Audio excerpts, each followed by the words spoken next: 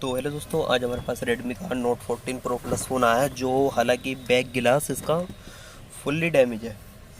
अब ये बैक गिलास बहुत बुरी तरीके से डैमेज है और बैक गिलास के साथ इसका आप कैमरा लेंस भी देख सकते हैं, वो भी बहुत तरीके से डैमेज है।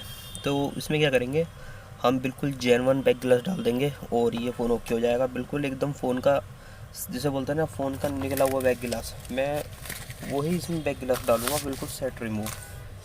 तो इससे क्या है कि ये फ़ोन प्रॉपरली ओके हो जाएगा और जैसे ही पहले वर्क कर रहा था वैसे ही बिल्कुल ही वर्क करना स्टार्ट कर देगा पहले की तरह। तो आपने देखा होगा कि कई बार ये चीज़ें हो जाती है, लेकिन बैक गिलास भाई इसका बहुत प्यारा चिपका हुआ है। और कभी आपने अगर इसका लेंस लगाया हो तो भाई मैं बोल रहा हूँ कि हालत ख़राब हो जाती है, इसे बोलते हैं। इसका बैक गिलास को, मतलब कि कांच का जो कैमरा लेंस है, उसको असेंबल करने में कोई आसान बात नहीं है, इसको असेंबल करना।